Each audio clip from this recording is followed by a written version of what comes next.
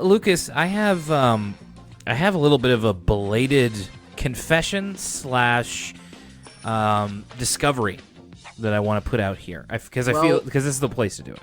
Well, Will, it's the holidays. You know, it's season's greetings, and it's the time of year where you're with your family. And I guess it's also, if we're, viewing, I guess in the Festivus sense, it's also airing of grievances and maybe even the airing of secrets as well. So let it rip. Let me have it. Hit me with the confession. I want to take you and our listeners back to the beginning of Arthur Season 3, I think it was. The episode where Buster... Theater of the Mind. Yeah, the episode where Buster comes back from his trip. The episode's called Buster's Back. Or I'm sorry, it's the one after it. It's same episode anyway. You and I probably talked about the fact that when Buster gets back, everybody is obsessed with this children's performer named Cresblaine, the Merry Magician. Yes. How could I forget about Cresblaine?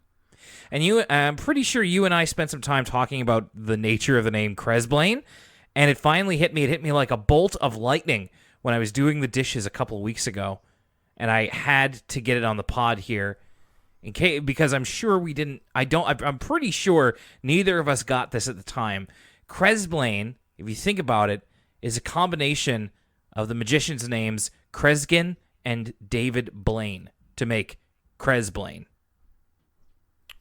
Will, it's a Christmas miracle. Finally. I had to get it off my chest. We are, all I wanted for Christmas was for us to not lose our status as the foremost Arthur experts. And had that infraction stood, someone would have figured it out eventually and stolen our mantle. But luckily, we came to our senses beforehand. Yes. Because of the magic of the holidays. We had to do it to them. Yes, holidays are well in swing here on Elwood City Limits, the Episodic Arthur podcast. Welcome, everybody, and hope whatever you're celebrating, or maybe what you're not celebrating, is currently giving you the posy feelings. My name's Will Young, and that's Lucas Mancini over there. I'm Lucas Mancini, and all I want for Christmas is that brand new Will and Lucas shirt from the Elwood City Limits store. Yeah, let's talk about it. That's all I want. Let's talk about it. That's pretty much all there is. It's our good friend of the show, Josh Owen. He made us a poster when it was, Best of Halifax season, and now he's made us this lovely shirt that you could get at the Elwood City Limits store, along, of course, with our OG Elwood City logo shirt, which is a classic, and it comes in Arthur orange, as well as in a hoodie, and they both come in tank tops as well. Yes, Josh has done a really fantastic design. If you take a close look on the t-shirt site there, you can see how it has the hallmarks of the show so far, some of the leading characters. It even has a caricature of you and I that I particularly appreciated. It's a one-of-a-kind style from Josh, who is an up-and-coming filmmaker and artist in his own right, also the co-owner of Mally Stream. That's right. He's 1/3 of Mally Stream, which has been on hiatus, but I'm done with work for a little bit, or at least work has really slowed down. So keep your eyes on that same bat channel. Subscribe to Mally Stream on YouTube if you want to hear me do this shtick, but on a video game. And we'll get you on Mally Stream one of these days, I'm sure. I know. We'll have to have an Arthur game stream. Yes, that's a great idea. So yeah, we have this wonderful new thing to offer you over on our we're Teespring, right? That's right. Yes, if you go to Teespring, Elwood City Limits store, or whatever, the exact URL is in that middle thing that the word from us. So, yeah. And of course, the easiest way is if you just go to the Elwood City Limits Twitter. It's linked there. It's the top tweet there. Mm-hmm. Yeah, you can check it out over there, and it'd be a great present for somebody who in your life who enjoys Elwood City Limits, or hey, a present for yourself. It's all about the season of giving, but you also have to be kind to yourself. I've been giving myself a few Christmas gifts as well, and now it's time for me to pick some up for other people who are very deserving of my love and affection, who are a great many, including you, the listeners, which is why we are keeping up the ECL output here in December. Will, do you know what's a gift I'd like from you? Some emails, baby. That's the only gift I want to receive. Sure. Well, I can definitely do that. We've got a couple of emails, including one from a brand new listener, and some old favorites as well. So let's make sure that they get some love in here too. Our first email over at elwoodcitylimits@gmail.com comes from Lion Dog ZXA, who is wishing us a happy American Thanksgiving. A couple weeks past now, but appreciate it all the same. A few episodes ago, you discussed Postcards from Buster. I didn't watch it a lot, but one memory I have with the show comes from an episode where Buster visits a swim meet and films a movie trailer for a pool's snack bar. Interesting. I wonder which part of the country that took place in. Yeah, that doesn't seem very regional, does it? No. Moving over to the episode Desperately Seeking Stanley, Brain mentions having a stuffed pig named Plato that he gave to someone who could take better care of him. Later on, when Arthur visits Grandma Tibble's stuffed animal collection, you can see a pig that could possibly be Plato. Oh, I totally missed that. I should have... thank you to our eagle-eyed viewer, Lion Dog ZXA. Also, see, this is why I'm glad that you came out with the correction about Cresblaine, because you know Lion Dog ZXA would be on us for that. I'm surprised that it's taken all this long. That episode we talked about was probably over a year ago. Also, with Christmas on the horizon, what are your favorite Christmas presents that you've ever received? Lucas, favorite Christmas present that you've ever received in your life, or you can do a couple, of course. I think I've actually talked about this on the show before, but for those of you who don't remember, or if on the off chance I haven't, it's definitely my die-cast metal. I still have it to this day. My die-cast metal 20th anniversary Optimus Prime. I would have been like in grade 6 or 5 of elementary school when I got it. I was probably a little too old maybe, but I still was way into Transformers at the time. You know, I was way into the lore. I had the DK Publisher's Guide to Transformers. I read all the comics. I watched the 80s cartoon. I love Transformers. And 20th anniversary Optimus Prime was a present I never expected to receive because it's literally a $100 action figure. Like, it was $100 brand new. Yeah. Which at the time, when you're used to getting for action figures for like $30, was unspeakable. This is before I knew about anime figurines. But anyway, at the time it was like an unspeakable amount of money, and I never expected to get it, and I was overjoyed when I got it at Christmas, to the point where I still have it to this day, and it's still pretty cool because it's really heavy and hardy, and it's like made of this metal, and like I bet I should look up what it's worth now because they stopped selling them. Great question. Yeah. And especially, I mean, in fandoms like Transformers, these can run you a lot of money, dude. And I don't have to tell you that if you're probably more used to it than I am. But sometimes I take a look at these and I'm like, man, it's wild what people can spend their money on. And, you know, I'm one to talk. I'm sure I've spent my money on equally frivolous things. So no judgments, just like, wow.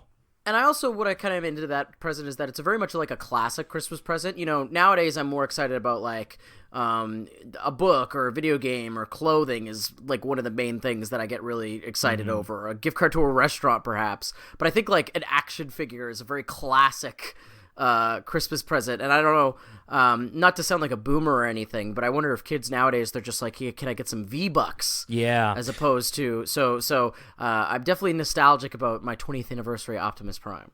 Dude, you could open up his chest and the Matrix of Leadership is in there. That's crazy. What a nice touch. That's so cool. And you can use that with your other Transformers as well. So my favorite Christmas present that I've ever got is the Nintendo 64, which is a Christmas present I actually got twice. The first time was when I was 10 or 11 years old, and it was my very first console, and I definitely cried. I was so happy. I was the Nintendo 64 kid. I watched that meme some years and years later, and I was like, wow, that's exactly how that went. That's the excitement that it inspired in a young me. And then I think it was a year after I started dating my wife, she knew that the Nintendo 64 that I had since I was 10 was kind of on the fritz. Like, it was doing the thing where it would just shut down just randomly. Like, it would just turn the game off, and I would lose all my progress, which is why I've never played further in Banjo-Kazooie. So she went on to Kijiji and bought me a quote-unquote new Nintendo 64, which I still have to this day, and Was your reaction the same? Were you, like, screaming and running around the apartment? No, not quite, but it was... It was a really solid find, and it was a real communication that that she really listened, that I felt very listened to at that point. And it was a very thoughtful gift. So yeah, Nintendo 64 really comes through in the clutch. And I've had some other really fantastic Christmas presents as well, including tickets to my first WWE live event. That was a great Christmas too. That's a really good Christmas present. Favorite N64 game, real quick. Ocarina of Time.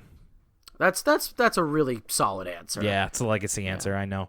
But it's true. But I will say this, Ocarina of Time is 1,000 times better on the 3DS than it ever was on the Nintendo 64.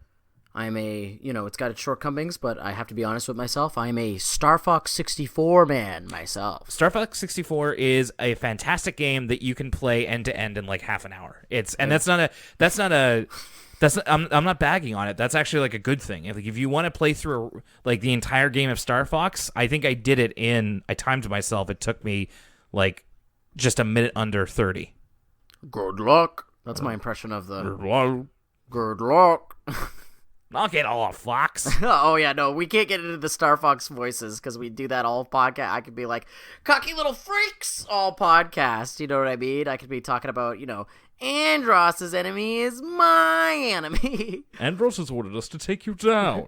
Yeah, we could keep going. Can't let you do that, Star Fox. What does he say? What's his friend that shows up? He's like, Bill! Yeah, Bill. Fox, that's one of ours. Husky unit, cover the base. You're just like your father. Your father helped me like that too. Step on the gas. Yeah, let's keep going through our emails. To Kelsey, longtime listener Kelsey, who was also not terribly impressed with Muffy's art attack. I think Kelsey falls on my end of the spectrum on that one. See our previous episode. Also, the laughter from Bailey's art project sounded like Mr. Ratburn's laugh in the dream sequences. I think we kind of thought so too, right? Yeah, I think so. Mothy's art project's already such a blur to me. It's just the one that was laughing. It did sound a lot like when like Ratburn is being especially evil in the dream, the fantasy sequences. Kelsey letting us know that there will be a lot more Bailey-related episodes to come, including The Butler Did What? So interesting to note that Bailey will be a bit more of a character, including one involving a reality TV show and Bailey throwing orange juice on a guy. All three of those sound immaculate. The Butler Did What? Great tie-in with Rian Johnson's Knives Out, now in theaters. Bailey so far, Arthur is hitting it out of the park with the reality TV parodies, so very excited about that as well. I'm all for as much Bailey as possible. Also, do you think we'll ever get another Christmas episode? I'm surprised they haven't done another, because they've done 3 Halloween episodes. Because now that we know Ratburn is gay, looking back at the Christmas special of him sitting at his house lesson planning on Christmas by himself, it's kind of sad. Yeah, he deserves a nice big family Christmas now, but I got to imagine there's got to be another one in the works someday. By the way, another reason to get the new ECL shirt, the Gay Rat Wedding makes an appearance. Yeah. There's a little cameo. That's what's fun about that shirt design, is every time you look at it, you notice something new. Yeah. I loved that. I loved it. It's very true. Look near the bottom right. And we have one here from Jeff, listener Jeff here, who is from Utah. I'm a senior in high school, and I've been listening to the podcast for about 6 months now, and I'm greatly enjoying it. Me and my 4 other siblings are big fans of Arthur, as it was a big part of our childhood. Watching Arthur's Perfect Christmas is a tradition around Christmas in our house. Me and my brother Curtis are both avid listeners of the podcast. My brother's even emailed you guys a few times before. Yes, we remember Curtis. He mentioned in his first email that my family named our dog Buster after Buster Baxter. The dog is an Australian Shepherd. You mentioned on the podcast a few times just how poisonous chocolate is to dogs, and that just a tiny amount can make them very sick and even kill them. And when you mentioned on the latest episode, Tales from the Crib, that Pal would die from eating the chocolate ice cream, I had to email you guys, because I would venture to say that our dog Buster, much like the iocane powder from The Princess Bride, has slowly built up a tolerance to chocolate over the years of periodically eating chocolate. What? Especially when he was younger. So much so that a couple of years ago, while we were at church, he ate an entire jumbo bag of semi-sweet chocolate chips. It should have killed him, but he walked away just fine. Granted, he did throw up about half of it underneath our kitchen table. Okay, so this isn't like, okay, for a second there, I thought this was like some some my dog, you're just gonna give him a little bit of chocolate over time, and then we're giving him chocolate all the time on purpose, so it's still poisonous. Yeah. I would say do not try this at home. He has also eaten a couple of chocolate oranges and various other chocolate treats and has had nothing more than an upset stomach in the most extreme cases. And because other things such as eating whole loaves of bread and sticks of butter, I believe that much like Buster Baxter, our dog Buster could eat just about anything. It also makes me wonder if chocolate is more and less dangerous to certain breeds of dogs, because I know how deadly it can be.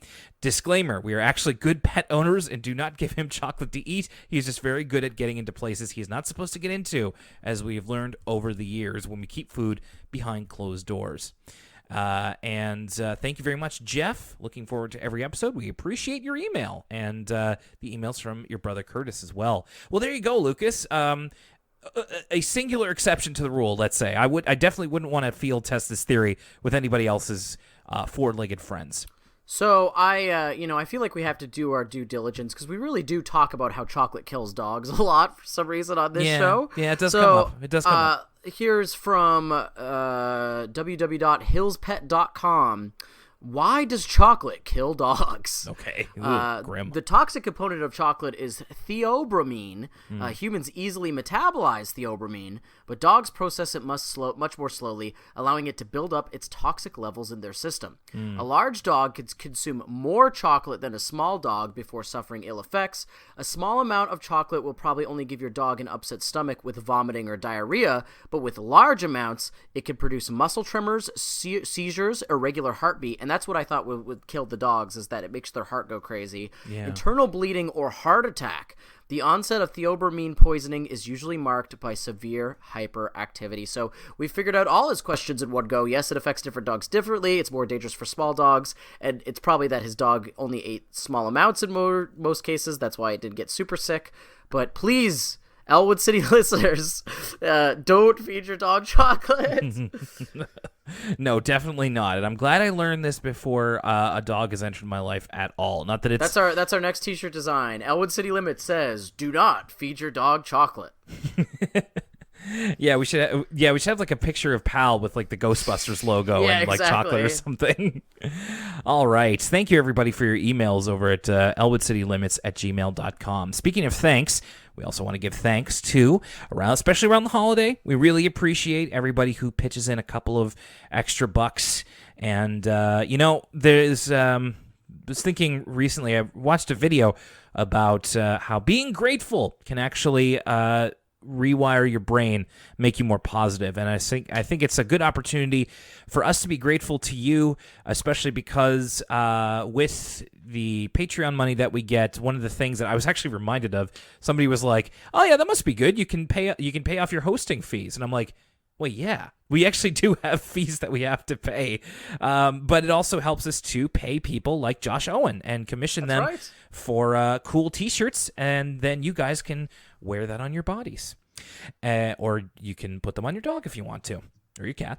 Anyway, the point being, we are very grateful for our patrons, and we would like to give special thanks to William, Teresa, Stella, Shayna Bennett, Riley Stevens, Rachel Pearson, Michaela Gibson, Macy Ball, Light Relentless, Leanne S., Kristen, Kevin Noon, Kaylin Krogall, Kat, John Griswold, John DuLong, Joe Sue, Jake Bailey, Ian Collis, Froppy, Emily K., Dan Mike Dawson Silva, Crescent Fresh, Sierra S., Christine Wong, Chandler LaFave Boughton, Caitlin Harrington, Alex, and Aaron DeFilippo. Thanks, everybody. We really appreciate it.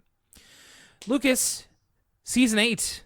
It's getting time soon to wrap this one up. So, if we're gonna TBH, thank God. Again, coloring the episode before we get into it a little bit. Well, I feel like we've had a couple of these in a row where I'm like, I don't know about this Season 8 business. Usually I feel like the optimistic one, but Season 8's starting to wear out its welcome as far as I'm concerned. Yeah. Well, let's get into it. This first Arthur story we're talking about is called Flea to Be You and Me. And it actually does start with a flea on Pal. So Pal is got a mad itch going on from this one flea that's really bothering him, and he just can't get to him. And the cold open is pretty straightforward. It's just like Pal can't get this flea. Kate's trying to help him. There's another Pal and Kate episode, so they're talking. And then my first note was, oh, we're doing this again, huh? I feel like there was like Pal and Kate stuff like last week. And again, I feel like the negative Nancy here, I was the one who was initially like, I'm excited for Pal and Kate to hear new stories and stuff like that. Well, when was the last time we had an episode about Arthur? It can't have been that far off, right? I'm pulling up the season 8 episodes. I feel like it's been weeks. Well, he was featured in Desk Wars at least, kinda. That was an ensemble. That doesn't count. Yeah, right. I want to know about Arthur. I hate to say it, Will. I miss Arthur being anxious. I miss it. Arthur Snowbiz. That was a him and Buster episode. Oh God, Arthur Snowbiz. And how long ago was Arthur Snowbiz? That was episode 3. We were on episode 9 of the season. Yeah, it's been enough months. said. It's been months.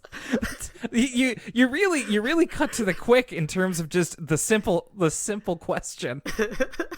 So yeah, this cold open essentially is at one point we see Mom and Arthur like they do the gag where it's like Pal can understand like one word out of 10 or something, and he for some reason the words he understands is like good boy, and he also understands the word itching. Like, because he heard Arthur just like, blah, blah, blue, blee, blee, blah, blue, itching. I'm like, okay, well, it's weird that he understands that and nothing else, but okay.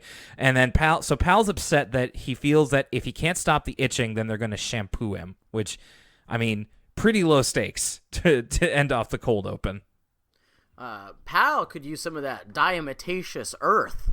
Fun pro tip for all my pet owners out there, which I know we have plenty from all these dog chocolate emails. You got a flea problem? You got bed bugs? Get you some of that diatomaceous earth. It'll fix that lickety split. I swear to God, I thought you were going to say diatomaceous earth was like a Bad Baby mixtape or something. No, but let me tell you something. Diatomaceous earth killed in the Double XL Cypher this year. Yeah, I could see Pusha T being like, I move weight like it's I'm moving bricks like it's diatomaceous earth. No, diatomaceous earth. You know, friend of the show, t-shirt designer Josh Owen extraordinaire. Yes. Swears by diatomaceous earth. He loves that stuff. Okay. Again, kind of filing this away in my brain in case the day ever comes. But so far, no plans to get a dog for me just yet. Hey, even if you got bed bugs, bro, you don't need a dog to get bed bugs. Use some of that diatomaceous earth. They're going to be walking across it like it's John McClane walking across glass at his bare feet. They hate this stuff. Did you notice the nice bass lick that we had coming back from the cold open? From the title card. Yeah, a lot of fun. So this opens with like some accordion. We get this nice bass lick. I noticed a lot of the musical stings in this episode. Yeah, they've been getting some new ones in there, and it really helps to keep that part of the show at least a little bit fresh. So again, Pal is kind of out in the yard with Kate, and Pepe is here too, or not Pepe, Amigo. Excuse me, Pepe's coming in a second. Amigo's trying to give him advice for how to get the itching away. He says to scratch up against a neighborhood tree that it feels particularly good. So Pal, I think, manages to catch Kate picks out the flea, and Amigo is very adamant that they crush it because, of course, dogs, fleas, that kind of thing.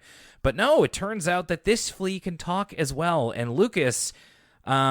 not only are we treated to what if we had a Kate and Pal episode, but everybody talking like this? So I think we got to get this out of the way off top, so we're not talking about it the whole episode. Yeah. Are the accents in this episode offensive?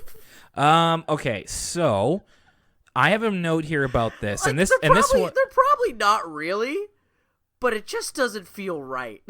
So I have a note from later on in the episode. So I think I have a similar. No. Well, no, mine's not that bad actually. Okay. I said that aside from Pepe, I think they kept a lot of the regional accents on the people that he meets fairly mild. And the cricket's a little. I had the same question with the cricket. The cricket's a little dicey. I think yes. I think it also could be worse. You know, I mean, it could always be worse. This is the thing, right? And I think this is the difference between this and now. I think this is when did this episode come out? 2003. Okay. So I feel like if this episode came out now, they would just have people who actually have those accents. Yeah. You know, this is pre, you know, a Pooh documentary. This is pre, like, I think that there's been a cultural shift in animation and voice acting, and this is probably a much larger conversation than we could have just on this podcast, but I'd like to address it here, and that I think at this time it was the norm. You know, the nature of animation, and we've had conversations with people like Bruce Dinsmore about this, about, you know, you don't just get hired on a show because you could do one voice. Yeah. You get hired on a show because you could do a bunch of voices. And so they try to utilize and maximize their voice talent and making sure that they could do a bunch of different voices. And in some cases, that means doing accents. That being said, I feel like, especially in the case with the cricket here, I mean, listen, I come from Italian grandparents. I appreciate a Mamma Mia, it's a pizza pie as much as the next guy. Yeah, that's what I was wondering about, because you are, between the two of us, you know, real Italian. So I was hoping that this wasn't too on my cartoonish. nana's sauce. Well, no, I'm not clutching pearls about people making funny Italian accents. Listen, I've played a Super Mario game. There's nothing in this that's worse than him being like, woohoo, let's go. But it's more so, yeah, those accents later on, like when we get to the cricket and stuff, I'm like, I bet if this episode came out today, they would probably just get someone who had that accent to do the voice. Probably. And that's probably, you know, I don't, again, it was a different time. It's a product of a different time. And there's no doubt in my mind that they would just get someone with the accent nowadays. And I'm just saying that's probably for the best. Yeah, so like we say here, we're talking with Pepe. Pepe is narrating actually a lot of this episode because it is all about his story. It's kind of a travelogue almost. And I said here, Amigo goes to crush Pepe, and he's like crying and begging for his life. And I had the note, it's been almost 3 minutes into this episode, and I've seen this flea cry twice. Yeah, get used to this. Again, Arthur, the gang, all the characters you know and love, nowhere to be seen in this episode. It's almost like a backdoor pilot for the Pepe Adventures. Yeah, the Pepe Adventures. Let's just say that Pepe did not win Throwaway Character of the Week this week. Okay. That award absolutely went to someone in the next episode. So Pepe tells a story about how he is originally from Rome, in case you couldn't tell. Yo, he's from Roma.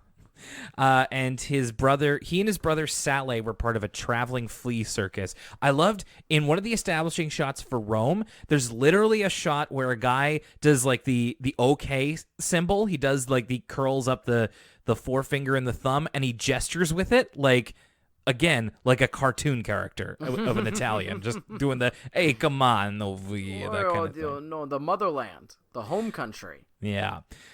So they were in a flea circus, and this actually kind of made sense to me, that in the world of Arthur, a flea circus can actually be like really, like there's real fleas in there. It's not just a scam. It's not like, oh, we've got the things on motors. You can't see the fleas? Well, they're definitely there. You know, like in Jurassic Park. I was just gonna say Jurassic Park. Look at the fleas. Look at the fleas, mummy. It's just like, no, it's actually really talented fleas. It's not a scam. But they get separated from each other. I think like a gust of wind does that or something. Yeah, they get blown away. Pepe's riding on a mouse. He's through the streets of Roma. A mouse with an Italian accent. I forget the mouse's name. It's something Italian. And the mouse makes mention of the fact, again, Pepe with tears in his eyes.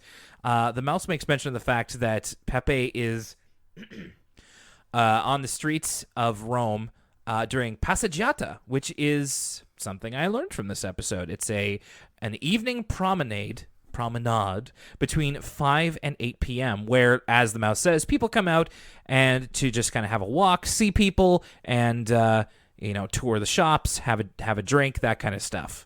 One thing I do really like about this episode is kind of the educational, the travelogue aspect. Yes. That's what I liked about Postcards with Buster, is I like learning about different places and different cultures and all that stuff. So, I agree. This was the highlight as well. Yeah, I have a note here that I really appreciate the educational aspect of this episode, where they put in facts about the places they're going, different types of animals, different types of cultures. That's really cool, and that's, I think, you said it all, Lucas. So they Pepe's got a great line after eating all this food he's not used to eating with the mouse. He goes, my thorax is filled with complex sugars, which I thought was pretty funny. With my thorax full of complex sugars, I went to sleep. Yeah. And on second thought, it's not funny anymore. No, Okay. I'm just kidding. I'll keep it to a minimum. No. I like it when you do it, Will. It's just in my Arthur show is when I get a little sick of it when it's the whole narrating voice of the entire episode. It does. It's not meant to hold up like a 10-minute segment of an episode. I will say that. There's a reason you don't hear Mario say full sentences. He's got a wah, a yippee, a wahoo, a mamma mia. Or when you did, it was a far different type of Italian accent. It was Captain Lou Albano. Exactly. Swing your arms from side to side, do the Mario. Yeah, just like, hey, come on, Luigi, let's go over here. A little bit harder, a little bit more to North American ears, a little bit more Bronx, common. A little bit more Brooklyn, yeah. Yeah. So Pepe and his friend eat themselves to sleep, and then Pepe wakes up. They're on a boat to Africa, which the Italian rat certainly knows a lot about Africa for a rat. I don't know. I guess he's well traveled. Maybe could have been there before. So they make their way over to Africa, which we see people on safari, and we see all kinds of different animals. And he winds up on a hippo. I apologize. I forgot to write down some of these animals' names. I think the hippo's name is Zala or something like that, because he has a bird that is cleaning pests off of his back. Yeah, symbiotic relationship. I do like that they give everybody kind of culturally appropriate names for the area they're from. That's also another nice touch. Mm-hmm. And the bird here kind of reminds me a bit of Zazu from The Lion King. Very just like, I clean up things from Zala's back. So Pepe manages to avoid being killed by doing some fun tricks and entertaining everybody. And then by fate, by Pepe is basically spirited away to each of these locations. He winds up in a rice paddy in Japan. That's right. So Zala submerges themselves into the water. Bath time. Yeah, that's pretty funny actually. Like Pepe's like, I finally found a home. Like I found like a secure situation, and then Zala's just like, bath time. Like no warning. All the birds, of course, just get right up, but Pepe has to jump away, and he falls into a suitcase. And makes it to the Greater Nippon, Japan. Mm-hmm. And this is where he meets the cricket. Again, I forget what the cricket's name is. And so, I'm not going to put up too much of a fight here about the accent on the cricket. It's little... Now, one thing I'll say about the cricket is, though the accent's a little bit suspect, I actually the cricket is my favorite character in this episode. I really liked the cricket's personality. Yeah, because he's part of like a band of crickets that do a musical ensemble, which Pepe finds to be very pleasant. And of course, it's them making their sounds. And they are captured and put into a jar. And Pepe helps to break him out and return him to his friends so that he can continue making his music. We even get Pepe doing a little bit of an aria. He ends up leaving Japan. Like he accidentally he finds himself in a bottle of very funny smelling of water. Or homemade rice vinegar from my old pen pal Tatsuya. This I actually love. This is my favorite thing in the entire episode, is that for, considering last episode kind of completely... Was it last episode or the episode before that completely threw continuity out the window, where we refused to acknowledge that Buster had gone with his father on a trip before? I feel like that was the most glaring spitting in the face of Arthur continuity we had seen yet thus in the show. This was a great return to form in that I'd completely forgotten that Arthur's inspiration for getting a pen pal was because his dad had a Japanese pen pal way back in the day. Right. Was that the same one, I wonder? Yeah, no, that's the same one. It's his pen pal Tetsuya, because when it's the episode where Arthur's emailing his friend... Dear Adil. Yeah. So in a Dear Adil, his inspiration is Arthur's dad has his pen pal Tetsuya from Japan. That's a good catch. I didn't even notice that. Yeah. So that's how Pepe finds his way onto Pal, and that's how he ended up where he is now. And so Kate and Pal would very much like to help him find his brother, but are kind of at odds at how to do it. They're wondering if they should mail him or if they should email him. Ha ha ha.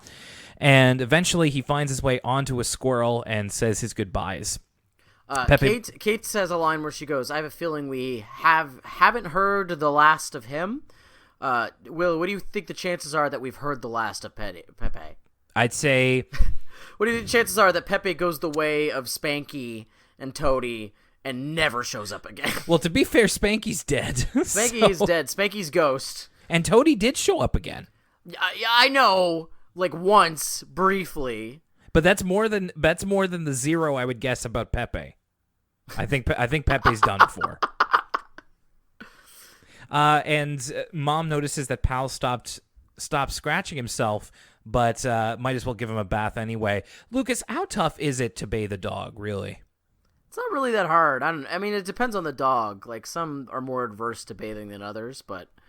I think cartoons have told me that it is superlatively difficult to bathe a dog. No, my dog is not that averse to bathing. Okay. So the ending of the story is that they find an ad, or Mom has an ad delivered to her in the mail for Dottore Pulce's amazing flea circus, including the reunited brothers Pepe and Sale. So that's supposed to be like the heartwarming moment of like closing the episode of like, Pepe remembered them. But there's this hilarious like barely on mic line that you could hear of Mom saying, like, she's talking to herself and she's like, "I asked for our address not to be sent out. I don't understand how." It's like you have to be listening pretty closely to hear it. But I was like, I got a kick out of that. She's very annoyed. Yeah. And said no junk mail. Yeah, and so I guess they reunited. All's well. There you go. Before we get into this part of the episode, let's take a break here and let you know how you can support us, and we'll be right back. Remember those t-shirts? Support for Elwood City Limits is really easy. First of all, you can visit us and follow us on social media. You can go to facebook.com/Elwood City Limits. On Twitter, you can follow us at ECL Podcast. We're also on Tumblr, elwoodcitylimits.tumblr.com. You can also go to our Instagram, Elwood City Limits. Follow us over there too. You can also contribute to us on a monthly basis over at patreon.com/Elwood City Limits. We have corresponding rewards for when we hit certain levels of patronage. So please, if you feel like you would like to donate financially to us, you're under no obligation to, but if you want to, patreon.com/Elwood City Limits. Also, if you want to have a little bit of ECL on your person, go to teespring.com/stores/Elwood-City-Limits-store. Make a little rhyme out of it. You can go over there and get a t-shirt, a hoodie, or a tank top with the Elwood City Limits logo on it. And we've got even more designs coming in real soon, so make sure to check back there. Finally, share this podcast with a friend who likes animation, who likes Arthur, or who just likes having fun. Sharing us on social media, sharing us with people you know, and sending in your emails to elwoodcitylimits@gmail.com. All are fantastic ways to support us, and we thank you very, very much. Now, let's get back to the show. All right, so moving on now to Kiss and Tell.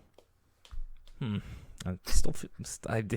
can't help but feel weird about this one, and we'll talk about why. We actually start off here. We have DW playing the role of Juliet in Romeo and Juliet, but with a typical DW spin. She does the line and then just goes, "Yo, Romeo!" Like she's DDP or something. Like she's from Joyzy. Not only does she say "Yo, Romeo," she says, "Yo, Romeo, I haven't got all day, you know." She rhymes. Perfect. DW here looks totally different with her hair straightened like this. Well, I think her hair's significantly longer as well if you look at her ponytail. It is, but it's like very straightened back as well. It's just like It almost looks like a different character. So, speaking of different characters, this isn't Romeo at all. It's Prince Charming from Rapunzel. Yeah, and he's got a swell cleft in his chin. You notice this thing? You could cut bricks with it. Yeah, he's definitely got the Travolta going on. So DW is looking to find her Romeo, and the prince from Rapunzel is not exactly it, as he climbs up the ivy and then falls down. So the meat of this episode is that DW is talking to Emily, who has just come, and listeners, you couldn't see it, but my eyes, they did roll as I said the name Emily. Emily, like, it's funny. Emily does remind me, like, she's the exact same character as that one girl from Angela Anaconda that went to France and then came back and is, like, supposed to be... Yeah, Nanette is supposed to be overtly annoying, like, as annoying as possible, and she exudes the exact same behavior as Emily.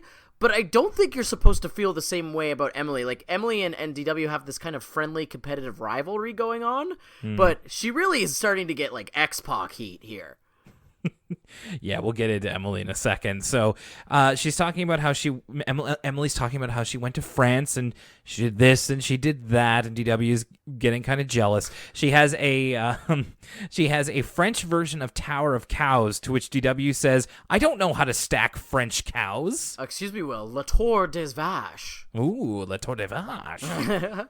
That just made me think of from Holy Grail, just Petit de Vache. Petit de Vache. Emily has that, and then also talks about how she what was the boy's name that she was Francois. I have no idea. Or like Andre. I only know is she's talking about all the fun things she did with this boy, and DW has an incredible retort where she says, "Tommy Tibble and I did cannonballs in the pool for 4 whole hours." That's almost the better half of a business day spent doing cannonballs in the pool.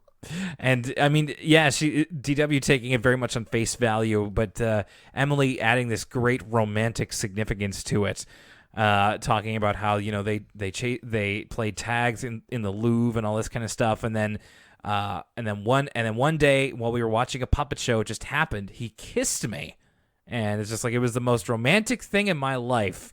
And I just wrote, "Emily, you're 4 years old." DW is understandably disgusted. At first, she tries to justify it as, "Oh, this must have been a dare. This is, you know, you have done something. You have purposefully grossed this boy out by making him kiss you." But no, Emily explains to DW, you know, she wanted him to do this. And Emily trying to justify it as talking about, like, oh, you know, you kiss your dad or your grandma, and then DW says, you know, kissing a boy your own age is an entirely different kettle of worms. It was after this opening scene with Emily that I wrote the note here that I feel like Emily definitely grows up to either or have a live, laugh, love picture framed in her house, and maybe be one of those people on Facebook that tries to get you into a pyramid scheme. Oh yeah, Emily big time is selling Sensi and what are the other ones, like just Avon, and like, yeah, for sure, except it would be La Sensi and Du Avon. Yeah, like, speaking of X-Pac heat here, she exclusively works in French pyramid schemes. Emily's working heel in the Elwood City territory here. I was not here for any of this. Emily kind of sucks. Yeah, for sure. And I don't like the trend that, like, you know, we end up hating these, like, mostly female characters. I've noticed, of just like, we didn't like Prunella, and we didn't like Muffy for a little bit. Now it's like, now in your defense, Will, you really did hate that kid in the other 3rd grade class.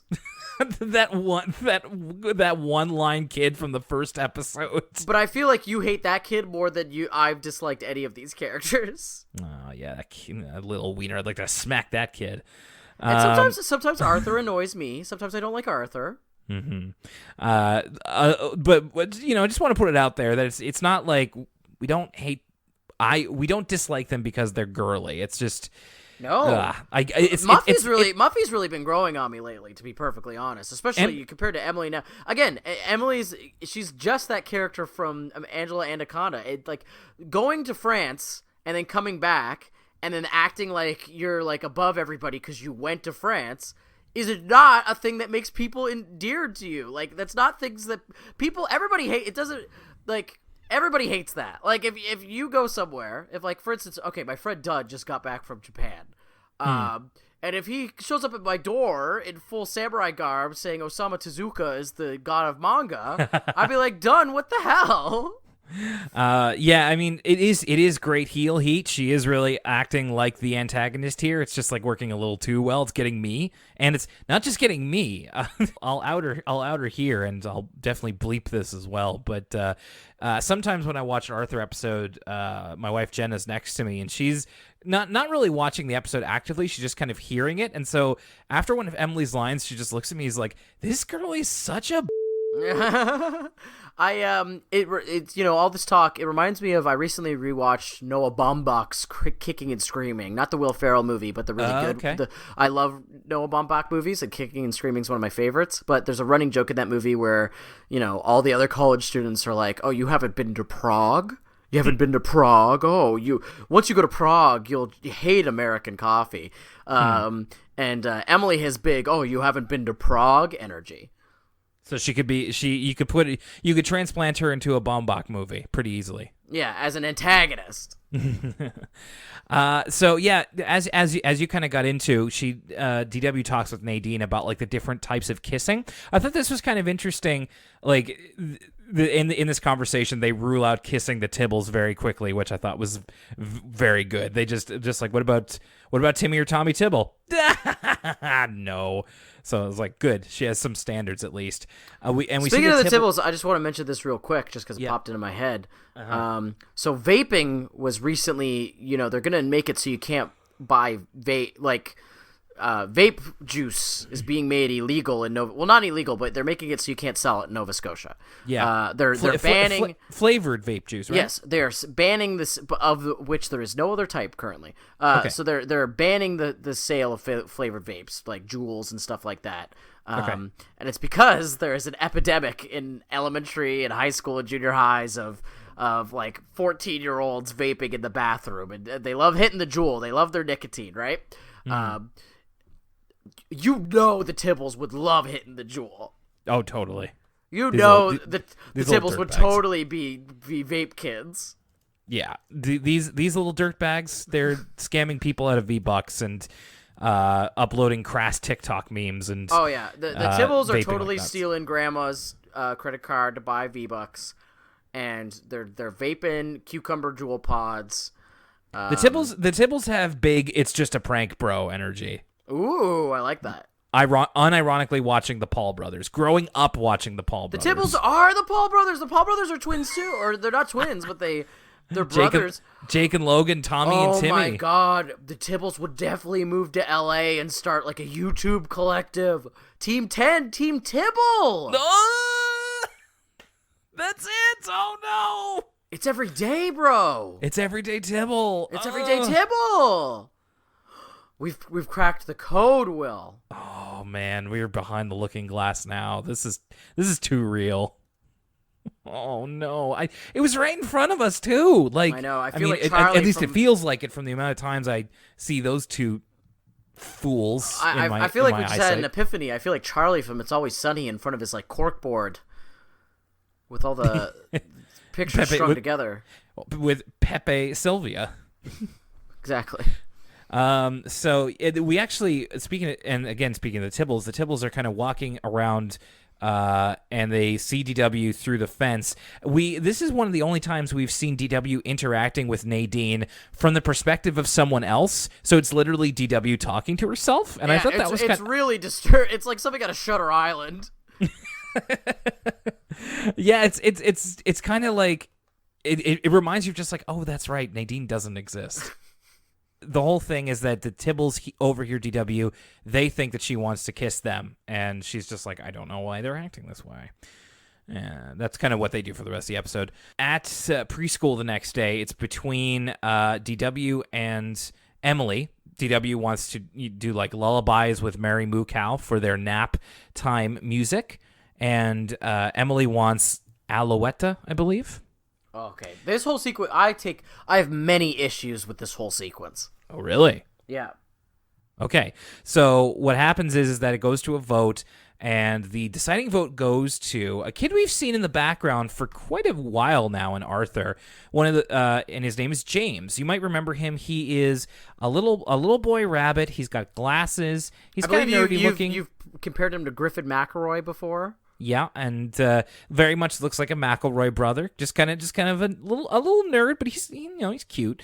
And he usually wears green. So James votes for Mary Moo Cow, which inspires DW to be to say to herself that she wants James to be the one that she kisses in order to keep up with the Joneses with Emily. So what kind of preschool exercise is this? Okay, so first of all, she takes it to a vote to decide what music they all listen to. And in the first place, this is like a terrible way to decide this because it's turning the kids against each other. Right. It's literally dividing the classroom in half in the Mary Moo Cow supporters and the non-Mary Moo Cow supporters. And whoever's CDs doesn't get picked is going to feel terrible. And then, to make matters worse, they put the entire pressure of the decision on James. And this is kind of what I love about James, is this is why James is the throwaway character of the week. Even though he's probably going to show up again, but this is the most time we've ever spent with James. And I think the first time we've heard dialogue from James. But like immediately when James like shows up on screen, he is the most hapless individual we have ever seen. Like, hapless, but also like just kind of content to do his little things. Unassuming is the word. Unassuming is a good one. Yeah. You look at James and you're like, it's like the John Mulaney line about I don't look like people don't think I'm an alcoholic because I don't look like I used to be anything. I just was eating saltine crackers, then I walked out on stage.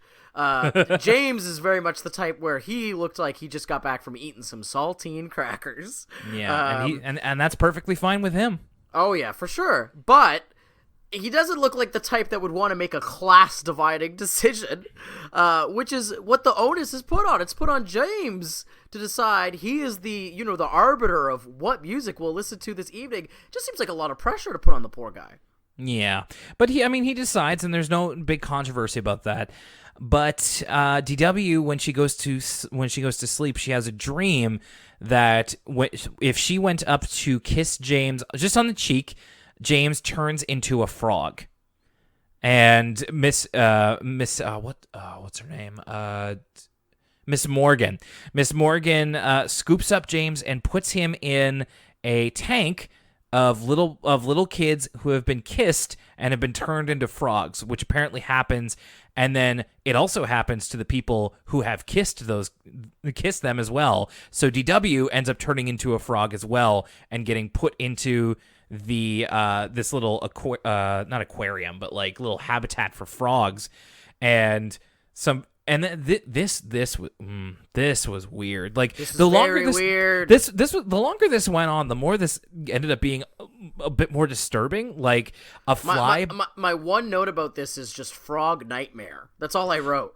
Well, like a fly ends up buzzing into the tank, and it's like bigger than you want to think of a fly being, and like somebody's like, "Are you gonna eat that?" And then the frog eats the fly, and it's. And DW, all the while, DW is like screaming, "Help! Get me out of here! I'm not a frog. I'm a little girl. Help me! Help me!" And it's just like this is like the end of a Goosebumps episode where it's like it just ends. I had the frog nightmare again. The frog nightmare. This was a little shocking, just a little, nothing too crazy, but like also it did the Goosebumps thing. I felt was pretty apt. It just felt like. Then the green ooze is going to start coming down the screen, and we're going to hear the da da da da da. That's the end of the episode. Thankfully not, though. Thankfully, that's just a DW's nightmare here.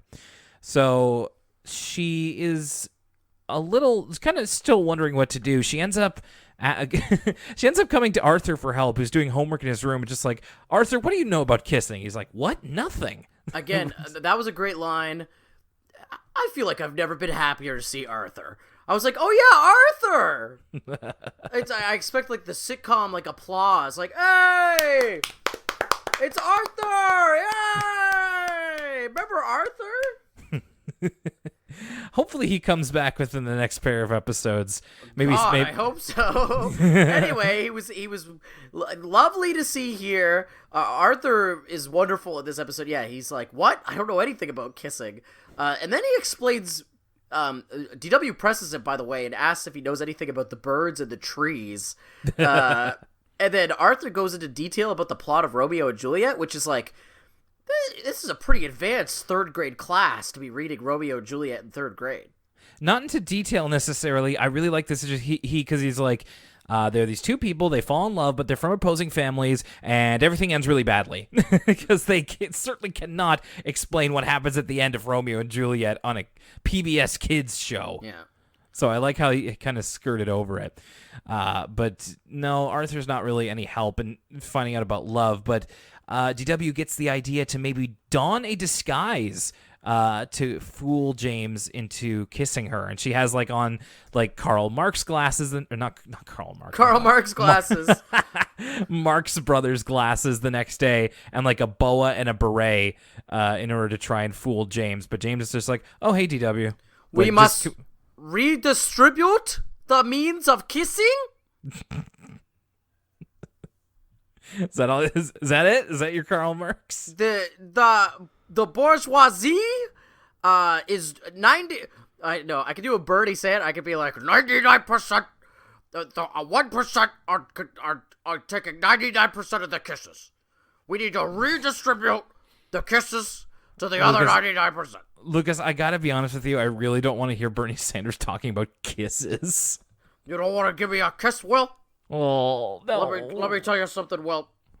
I want to give you a big old smooch, me, Bernie Sanders, president of... Listen, I'd rather get a kiss from Bernie Sanders than, Pete Buttigieg. Is that how you say his last name? Buttigieg? Yes. Mayor Pete? Buttigieg? Buttigieg? I thought it was Butt Geig. I've been wondering how to say his last name forever, and it just looks like Butt Geig to me. How do you say it? Buttigieg.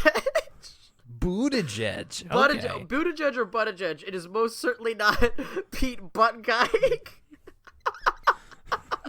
Oh my gosh. I literally just never... Mayor Pete would do, I guess. This is literally the first time I've heard his name out loud, and I just realized I never knew how to say his name. I just assumed. Oh my gosh, that tickles me. That's hilarious. I'm gonna start calling him Pete Buttigieg. Go ahead. I guess I didn't know I was wrong until right now. So yeah, DW's trying to get inspiration from places to figure out how to get James to kiss her. So she tries the disguise. It doesn't work. She's at the mall with her mom. She sees a Western on TV and sees the hero rescue the girl from the train tracks, and they kiss. So she has the idea to get stuck on the little merry-go-round, the push merry-go-round, and James helps her out, but she goes flying into the dirt, and he doesn't kiss her.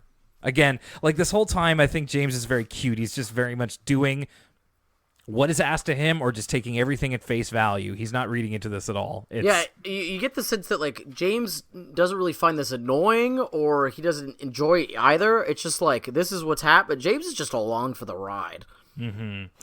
And then DW's final idea is when she sees mom come home with an armful of groceries and crying Kate, and we see a little bit of a rare peek at the more mundane life of Mom and Dad Reed. The Dad takes Kate and gives Mom a kiss, and then DW decides to copy this the next day. She brings in a baby doll and spilling some milk, and she's just like, "Oh, what a day I've had!" It's actually very cute and kind of true to life about how kids will imitate adults, and she ends up dropping this plate of cookies and milk to try and get James's attention, but then she just ends up having a tantrum, just what does it take to get for you to kiss me? She just straight up does not know what to do. And she ends up kind of having a bit of a tantrum about it, or at least kind of getting there. And then James, smooth operator, just gives her a kiss on the cheek and says, "I left my cookies on the radiator," and bounces. James is stone cold. I love James. James is pretty cool. I would like to see more of him. I like him as just kind of the most straightforward person on the show. If we were gonna do like one of those D&D like character sheets of like, you know, the alignments, James is definitely true neutral. He's like Orange Cassidy, but without the intent to do as little as possible. Yeah, exactly. So yeah, DW gets her kiss on the cheek and kind of doesn't feel any different. And Emily rushes out to her after it's the school day and was like, wow, he kissed you on the cheek. It was Pierre. Pierre was the kid's name. Pierre just kissed me on the hand, which I did a big wipe of my head because I thought that this 4-year-old was getting kissed on the mouth and I was not okay with it. But the hand is fine. The hand is fine. We can do that. And the episode ends with, again, the Tibbles thinking that DW wants to kiss them, but she just wants to hang out, and them running away because they don't want her cooties. I'm glad that, listen, this episode could always be worse, and when the Tibbles were initially worried about cooties, I was like, oh god, are we doing this again? So I'm glad it wasn't that. No, it was not hardly at all focused on, was that particular part of it. And you're right, that's a very good point. Well, could be worse. Lucas, I think it's time to show our cards here. So, in terms of our first episode, Flea to Be You and Me, what did you make of that? I mean, like, it's not bad. I just miss Arthur. I'll tell you what, it doesn't feel like an episode of Arthur. That's my biggest problem with it, is that, you know, Pepe is a character we've never seen before, and I just don't really care about his little adventure. I watch Arthur to see all my favorite Arthur characters. And it would be different if this was, like, a new kid that's going to be hanging out with the gang, or even a new animal that's moving in the neighborhood, so to be with the pal and Kate stuff. But, like, Pepe's never going to show up again, so I just don't really care. Like, and like we said before, I was into all the cultural stuff and learning about all the different places, and I thought the Japanese cricket was cool, and I liked all that stuff in the setting, but I don't know, I would have rather they did something with a pre-existing, like, let Toadie go on this adventure. I don't care, like, a character that's going to show up again. This episode really got me missing Arthur and the gang in a way that I hadn't before, and I really do think, you know, initially I was really confused why everybody kind of was so negative on the Kate and Pal stuff, the talking Kate and Pal stuff, because when it first showed up, I thought it was really fresh. And I was like, okay, this is like a whole new layer to the show. We have the stuff about DW on the playground, we have the stuff about Arthur and his friends, and now we have this kind of this third wrinkle, which is like Kate and Pal's adventures. But when I was like, oh god, this is another Kate and Pal episode, after we've again gone, what did you say, like 9 episodes without Arthur? About 6. Yeah, 6. I was like, can we get back to the gang? Like, dude, anyway. So this episode on its own isn't that bad or anything, but I think it's hurt by the fact that, like, I don't really care about Pepe, and I think it's hurt by the fact that, like, when we watch all these episodes in a row, it's been so long since we've just kind of had a regular Arthur episode, and I miss it. You know, that's a really good point, and I don't think that I would have been able to articulate that even to myself until you mentioned that there. You're right. I also, you made some really good points there. If I do nothing else on this show after 100 episodes, it's repeat myself. So I'll try and keep it.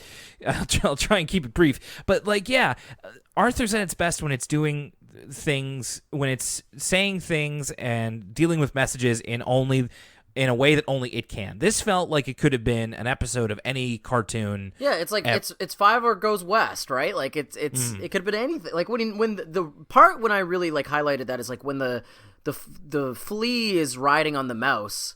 I was like, this could literally be anything. Yeah. And you and I both enjoyed the educational parts of this episode, and I think that was probably a good way to get that in, and a kind of a novel way to do that. But it was also just like, yeah, I end up missing the characters that I came here for, and you know, the Pepe voice is kind of funny at first, and then it's just like 10 minutes in, I'm like, oh brother, but you're right. It's not a terrible episode or anything, and I wouldn't even call it bad. And like, I ended up kind of enjoying it in spite of myself, because I remember starting it and being like, oh man, this is the episode. But I kind of it's funny that we both had that exact same reaction. Yeah, I kind of warmed up to it after a while, to be honest with you. But it's still like, I'm not going to look at this as like an all-time great Arthur episode. It's just like I'm kind of waiting to get back to what we came here for. Yeah. And then with Kiss and Tell, it's like, okay, step in the right direction. We're dealing with characters that we know. DW, Emily, the Tibbles, and Emily. we're introducing a character like James a little bit, which is nice.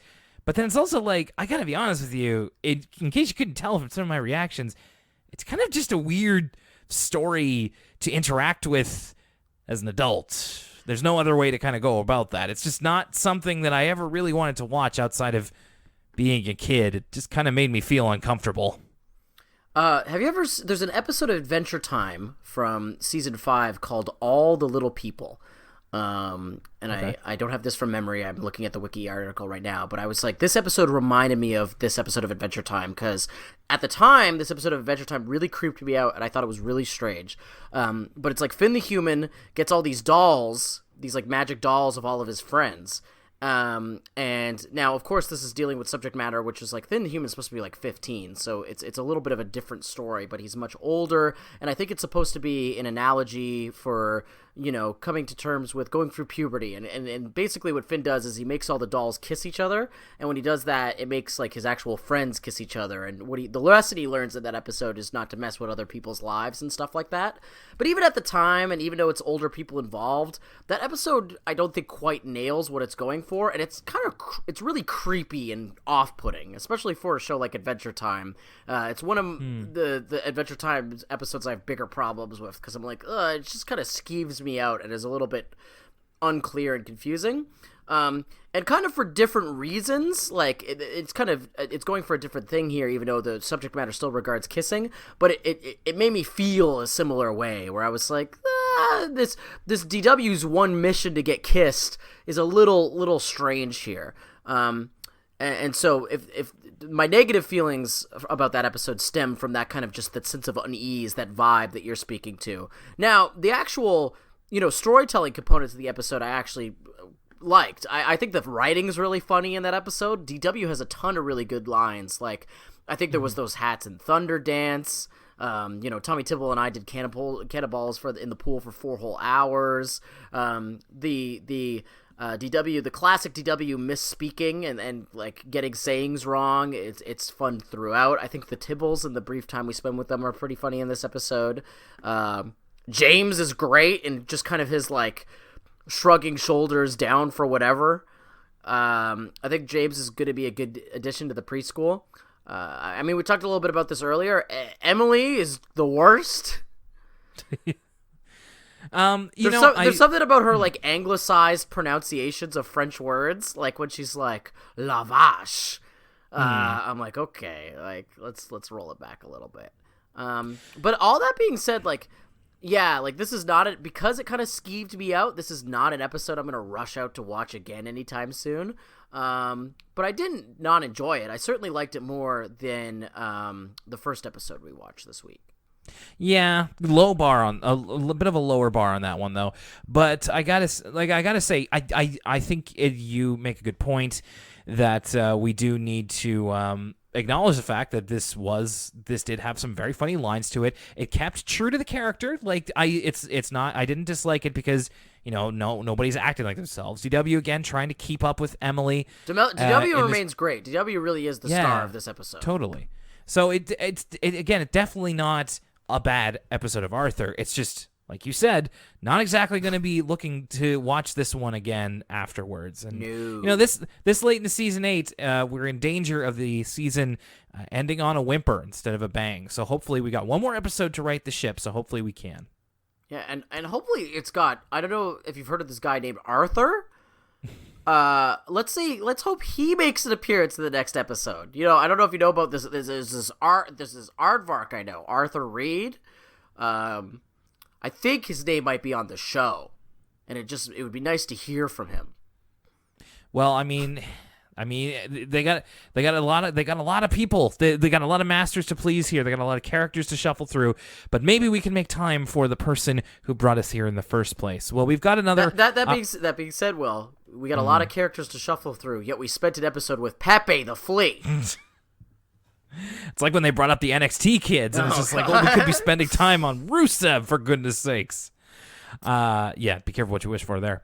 So we've got one more episode left of Arthur Season 8, and then after that, we're flying blind. I don't know what any of these episodes are after this one. So, and it seems, Lucas, that next time here on Elwood City Limits, we're going to be talking about an episode that a few of our listeners have been looking forward to. And that would be... I believe that'll be in the new year as well. If I'm looking... no, never mind. We'll talk about that. We'll talk about that off air. Yeah. So stay tuned. Okay. It's as far as what will happen next episode. It will be the combination of Bighorns George and Bleep. Okay, I was feeling pretty negative about the state of Season 8. I was feeling in my feelings about it, but I just got an adrenaline shot of positivity. All right, so whether it is again in December or into 2020, Elwood City Limits will be wrapping up Season 8 very, very soon and moving on into yet undiscovered waters for your two hosts here, or at least for me, Lucas. I don't know how familiar you are with episodes beyond this season. Maybe more so than me. We're gonna figure it out because I don't remember. All right, everybody. Thank you so much for listening to this episode. Check out our new T-shirts, and continue having yourself a great holiday, or just having a great particular time of year. My name's Will Young, and for Lucas Mancini, Yo, Romeo, I haven't got all day, you know. We'll see you next time.